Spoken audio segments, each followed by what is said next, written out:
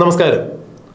വയനാട്ടിലും ചേലക്കരയിലും പാലക്കാടിലും ഉപതെരഞ്ഞെടുപ്പ് കഴിഞ്ഞതിന് ശേഷം മുഖ്യമന്ത്രിയുടെ ക്ലിഫ് ഹൗസിൽ പൊരിഞ്ഞ അടി നടക്കുന്നു എന്നുള്ള വാർത്തകളാണ് പുറത്തു വരുന്നത്. മുഖ്യമന്ത്രി പിണറായി വിജയനും മുഖ്യമന്ത്രിയുടെ മരുമകനുമായ മുഹമ്മദ് റിയാസും തമ്മിലാണ് ക്ലിഫ് ഹൗസിൽ വാഗ്വാദത്തിൽ ഏർപ്പെട്ടിരിക്കുന്നത് എന്നുള്ള അതീവ രഹസ്യമായ വാർത്തകളാണ് ഇപ്പോൾ പുറത്തു വന്നുകൊണ്ടിരിക്കുന്നത്. പാലക്കാട് CPM-ന് ഉണ്ടായ കനത്ത പരാജയത്തിന് കാരണക്കാര് മുസ്ലിം വിഭാഗത്തിലുള്ള ആളുകളാണ് എന്ന് മുഖ്യമന്ത്രിയും പാർട്ടി സെക്രട്ടറിയായ MV ഗോവിന്ദനും പരസ്യമായി പ്രസ്താവന നടത്തിയതാണ് മുഹമ്മദ് റിയാസിനെ ചൊടിപ്പിച്ചത് എന്നുള്ളതാണ് ഈ വഴക്കിന് കാരണമായി രാഷ്ട്രീയ നിരീക്ഷകർ ചൂണ്ടിക്കാണിക്കുന്നത്, ക്ലിഫ് ഹൗസിനോട് അടുത്ത വൃത്തങ്ങൾ ചൂണ്ടിക്കാണിക്കുന്നത്. മുഖ്യമന്ത്രിയും പാർട്ടി സെക്രട്ടറിയും മുസ്ലിം വിഭാഗത്തെ തള്ളിപ്പറഞ്ഞുകൊണ്ട് ഈ മട്ടിൽ മുന്നോട്ട് പോകുകയാണെങ്കിൽ 2026-ൽ തനിക്ക് ഒരു കാരണവശാലും ബേപ്പൂരിൽ നിന്നും ജയിച്ചു കയറാൻ സാധിക്കില്ല എന്ന് മുഹമ്മദ് റിയാസ് മനസ്സിലാക്കുന്നു. സാദിഖ് അലി തങ്ങളെപ്പോലും മുസ്ലിം വിഭാഗത്തിലെ തീവ്രവാദികളുമായി ബന്ധപ്പെടുത്തിക്കൊണ്ടാണ് പിണറായി വിജയനും പാർട്ടി സെക്രട്ടറിയായ MV ഗോവിന്ദനും സംസാരിച്ചത് എന്നുള്ളത് തന്നെയാണ് മുഹമ്മദ് റിയാസിനെ ഏറ്റവും കൂടുതൽ ചൊടിപ്പിച്ചിരിക്കുന്നത്. ഒന്നാം പിണറായി വിജയൻ സർക്കാർ അധികാരത്തിൽ വന്ന സമയത്ത് ഹിന്ദു വിഭാഗങ്ങളോട് ഒരു അകൽച്ച പിണറായി വിജയൻ കാണിച്ചിട്ടുണ്ടായിരുന്നു. ഇത് മുസ്ലിം വിഭാഗത്തെ പിണറായി വിജയനോടൊപ്പം ഇടതുപക്ഷത്തോടൊപ്പം ചേർത്ത് നിർത്തുന്ന ഒരു പ്രക്രിയ തന്നെയായിരുന്നു.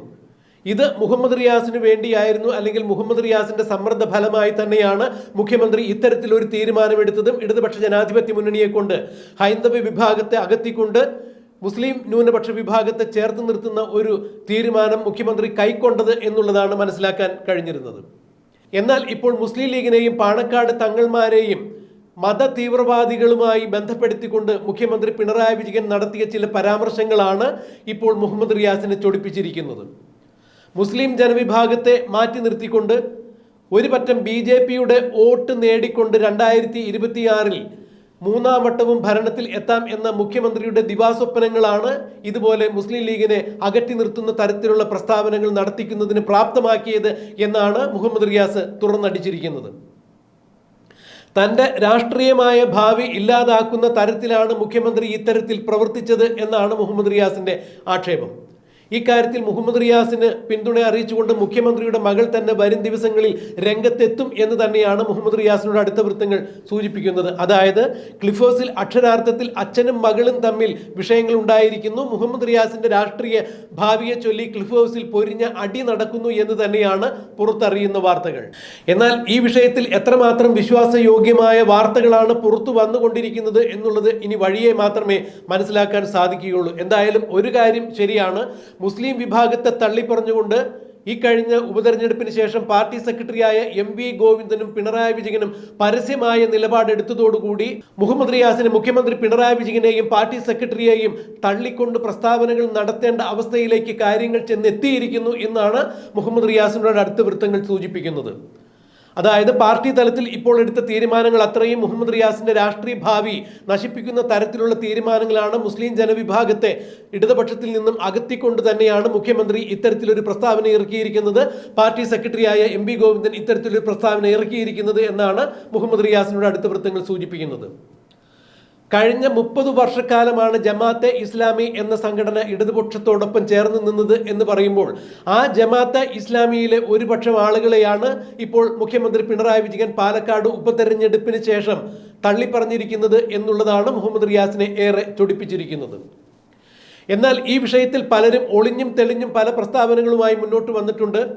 പാലക്കാട് കോൺഗ്രസിനുണ്ടായ വിജയം മുരളീധരനെ ഒരു കാരണവശാലും നിയമസഭയിലേക്കും അതുപോലെ തന്നെ ലോക്സഭയിലേക്കും പറഞ്ഞയക്കാൻ പാടില്ല എന്ന ചില കോൺഗ്രസുകാരുടെ കുതന്ത്രവും അവരും CPM-ഉം മുസ്ലിം ലീഗും ചേർന്ന് നടത്തിയ ചില ധാരണകളുടെ അടിസ്ഥാനത്തിലാണ് രാഹുൽ മാങ്കൂട്ടത്തിന് ഗംഭീര വിജയം നേടാൻ സാധിച്ചത് എന്നാണ് AK ബാലനെ പോലുള്ള ചില ആളുകൾ പറഞ്ഞത്.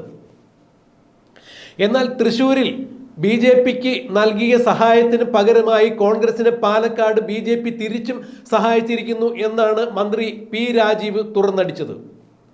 സുരേഷ് ഗോപിയെ തൃശ്ശൂരിൽ നിന്ന് ജയിപ്പിക്കുവാൻ വേണ്ടി കോൺഗ്രസ് എങ്ങനെയാണോ BJP-യെ സഹായിച്ചത് അതുപോലെ തന്നെയാണ് ഇപ്പോൾ പാലക്കാട് കോൺഗ്രസിനെ BJP തിരിച്ചും സഹായിച്ചിരിക്കുന്നു, ഒരു പ്രത്യുപകാരം ചെയ്തിരിക്കുന്നു എന്നാണ് മന്ത്രി രാജീവ് വ്യക്തമാക്കിയിരിക്കുന്നത്.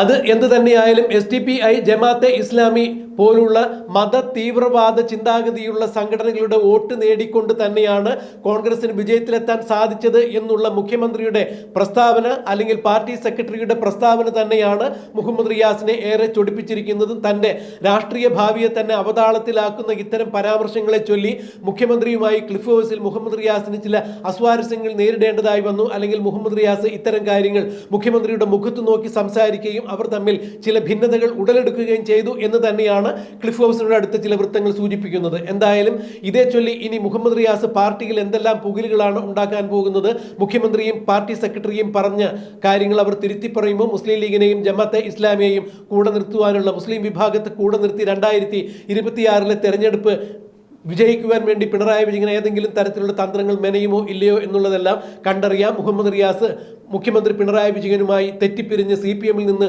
പിന്തള്ളപ്പെടുമോ എന്നുള്ളതെല്ലാം കണ്ടറിയാം. കാത്തിരിക്കാം.